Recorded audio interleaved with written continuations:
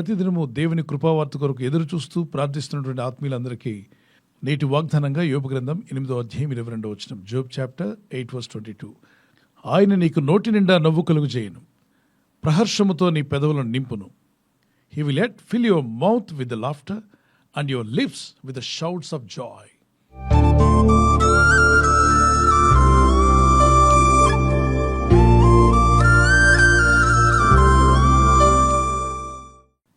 మీ నోటి నిండా నవ్వుంచేదనన్నాడు. నోటి నిండా నవ్వు అంటే చాలా విచారంతో దుఃఖంతో కూర్చున్న వ్యక్తి నవ్వమంటే నవ్వలేడు. వేదనతో కానీ కష్టాల్లో బాధల్లో ఇబ్బందుల్లో ఉన్నప్పుడు ఆ వ్యక్తి ఎంత నవ్వాలన్నా నవ్వు రాదు. ఒకవేళ పైకి నవ్వడానికి ప్రయత్నించినా అదొక ప్లాస్టిక్ లాఫ్ లాగే ఉంటుంది, ప్లాస్టిక్ స్మైల్ లాగా ఉంటుంది. అంటే ఆర్టిఫిషియల్గా నవ్వినట్టే ఉంటుంది, కానీ నిజమైన నవ్వు రాదు. పరిశుద్ధ గ్రంథం సామెత 14:13లో ఒకడు నవ్వుచుండెను, హృదయమున దుఃఖముండవచ్చును, సంతోషము తొదకు వ్యసనమగును. దీని ఒక అర్థం ఏంటి? కొంతమంది బయటికి బాగానే నవ్వుతూ ఉంటారు. ఏం నవ్వుతున్నారు, ఎంత సంతోషంగా ఉన్నారని మనకు అనిపిస్తుంది, కానీ వాళ్ళ గుండెల్లో దుఃఖం ఉంది. ఈ దుఃఖాన్ని దేవుడే చూడగలడు. మనుషులు ఏం చూడగలరు? మనుషులు మనిషి ముఖాన్ని చూసి కొన్ని విషయాలు తెలుసుకోవడానికి ప్రయత్నం చేస్తారు, కానీ దేవుడైతే నీ హృదయాన్ని చూస్తాడు. 1 Samuel chapter 16:7, 1 Samuel 16:7 అయితే యెహోవా సమూయేలుతో ఇలాగు సెలవిచ్చెను, అతని రూపమును అతని ఎత్తును లక్ష్య పెట్టకము, మనుషులు లక్ష్యపెట్టు వాటిని యెహోవా లక్ష్య పెట్టడు. నేను అతను త్రోసివేసి ఉన్నాను, మనుషులు పైరూపమును లక్ష్య పెట్టుదురు గాని యెహోవా హృదయమును లక్ష్య పెట్టును. మనుషులట పైరూపాన్ని చూస్తారు, ముఖాన్ని, మీరు వేసుకున్న వస్త్రాలు చూస్తుంటారు వాళ్ళు మనుషులు. కొంతమంది వాళ్ళు భ్రమపరచవచ్చు, మిస్ప్రైజ్ చేయవచ్చు, నటించవచ్చు, కానీ దేవుని ముందు నటించడానికి అవ్వదు. ఎందుకంటే ఈ దేవుడు ముఖాన్ని చూడడు, మనుషులు బయటికి చూపించే హావభావాలతో ఆయనకి సంబంధం లేదు. ఆయన నేరుగా హృదయాన్ని చూస్తున్నాడు. నీ హృదయంలో దుఃఖం ఉందో లేదో ఆయనకి బాగా తెలుసు. నీ జీవితంలో ఉన్న వేదన, నువ్వు భరిస్తున్న భారం, నీ మనసులో ఉంటుండే కలవరం, నీ బ్రతుకులు ఎదురైన సమస్యలు ఆయన బాగా ఎరిగి ఉన్నాడు.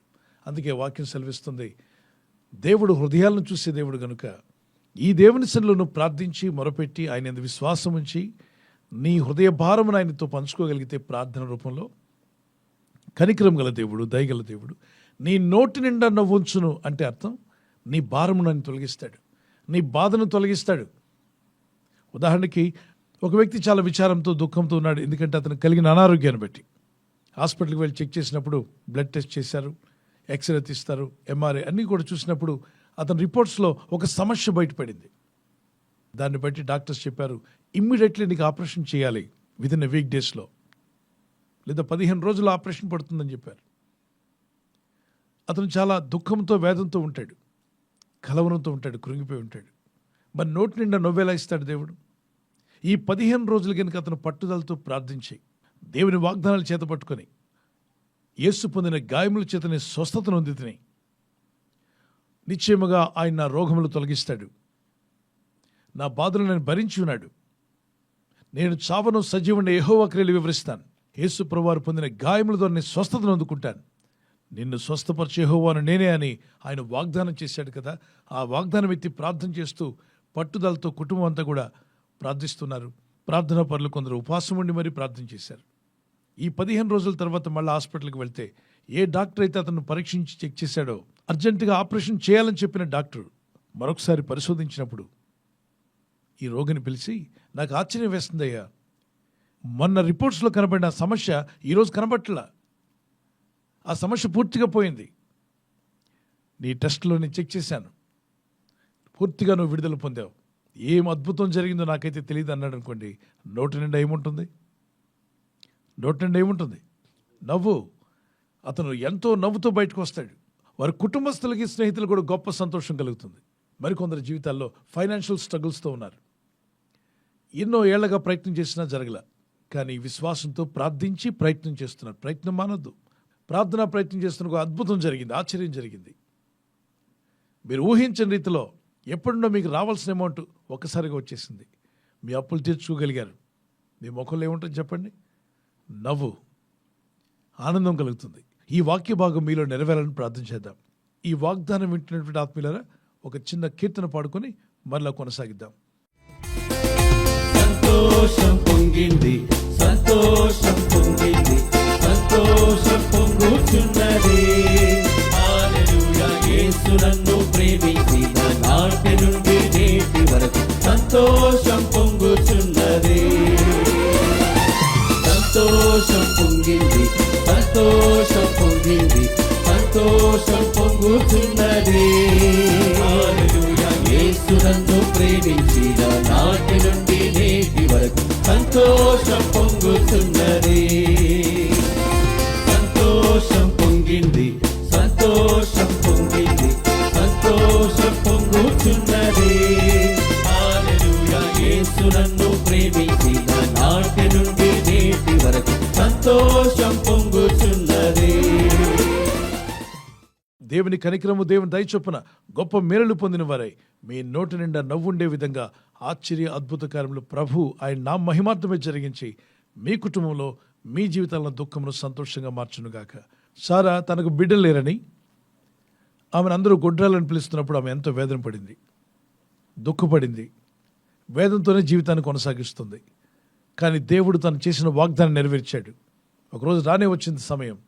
ప్రభు అన్నాడు, నీ దుఃఖం సంతోషంగా మారిపోయే విధంగా ఆయన అద్భుతం చేస్తాన్నాడు. ఆదికాండం 18:14 ఆయన చెప్పినట్టుగా అద్భుతం జరిగింది. ఆ జరిగినప్పుడు ఆమె అంటుంది, దేవుడు నాకు నవ్వు కలుగు చేశాడు. ఆదికాండం 21:6. అప్పుడు సారా, దేవుడు నాకు నవ్వు కలుగు చేశాను, వినువారెల్లా నా విషయమై నవ్వుదురని. దేవుడు వారికి ఏం కలుగు చేశాట? నవ్వు కలుగు చేశాడు. అంతకుముందు సారం ఎలా ఉంది? దుఃఖంతో ఉంది, బాధతో ఉంది, వేదంతో ఉంది, విచారంతో ఉంది. కానీ దేవుడు ఆ విచారమును, దుఃఖమును, బాధను తొలగించి ఆమె నోటి నిండా నవ్వుండేలాగా నవ్వు కలుగు చేశాయంట. అంటే సమస్యను తొలగించాడు. ఈరోజు నీకున్న సమస్య, నువ్వు ఎదుర్కొన్న ఈ శోధన బాధలు కావచ్చు, ఇబ్బందులు కావచ్చు, శత్రువుల వల్ల కావచ్చు, రకరకాలైన పరిస్థితులు నీ ముందు ఒక అడ్డు బండలాగా నిలబడి నిన్ను నవ్వనీయకుండా, నీ గుండెల్లో ఆనందం లేకుండా, నీ ముఖంలో సంతోషం లేకుండా, విచారంతో దుఃఖంతో కృంగిపోయేలా చేస్తూ ఉంటే ఈ మాట పట్టుకొని ప్రార్థన చేయి. ప్రభా, ఈ సమస్యను, ఈ దుఃఖమును తొలగించి సంతోషం కలిగజేయగల గొప్ప దేవా, నీ నామములో ప్రార్థన చేస్తున్నానయ్యా. నా కుటుంబంలో ఉన్న ఈ దుఃఖం సంతోషంగా మార్చండి. మీ నోటి నిండా ప్రభు నవ్వుంచాలని నా ప్రార్థన చేసుకుందాం. పరలోకమందున్న మా తండ్రి, ఈ వాగ్దానం ఎత్తి ఎవరైతే ప్రార్థిస్తున్నారో నీ ప్రజలందరినీ దర్శించుము నాయన. అవును ప్రభా, మా దుఃఖమును ఎరిగిన దేవుడు, మా హృదయ రహస్యాలు ఎరిగినవాడు, ప్రతి ఒక్కరి యొక్క అంతరంగాన్ని ఎరిగినవాడు. బయటికి నవ్వుచుండెను, వాడి హృదయంలో దుఃఖం ఉండవచ్చు అన్నావు.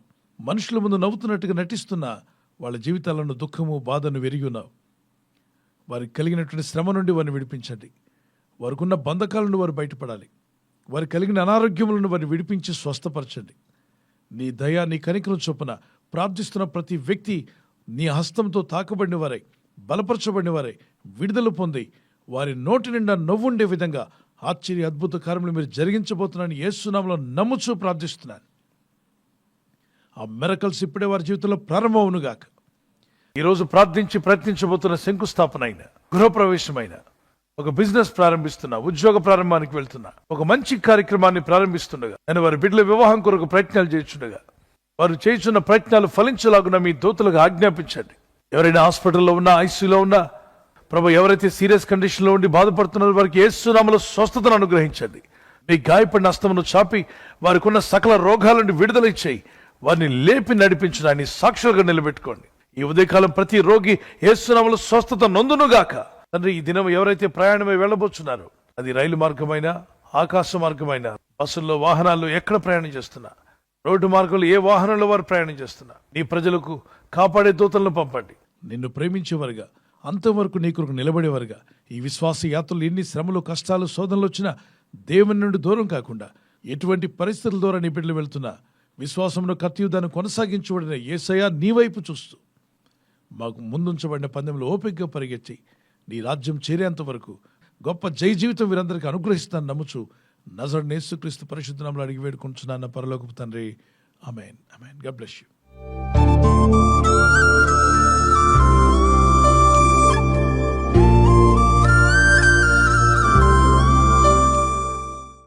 బర్త్డే జరుపుకునే వారికి మరొక వాగ్దానము. Happy birthday to you, many more returns of the day. ప్రభు మిమ్మల్ని దీవించి బలపరచును గాక. నువ్వు పైవాడుగా ఉండవు కానీ క్రిందవాడుగా ఉండవు. You will always be at the top, never at the bottom. దేవుడు నిన్ను ఎప్పుడు పైవానిగా ఉంచాలని కోరుచున్నాడు. Not the bottom but on the top. May God bless you with this promise. అయితే మీరు ఆజ్ఞలు గైకొన్నప్పుడు అవి జరుగుతాయి. ప్రార్థించండి, వాక్యానికి లోబడండి, బైబిల్ చదవండి. చిన్నారులు పెద్దలు అన్ని వయసుల వారికి happy birthday to you, many more returns of the day.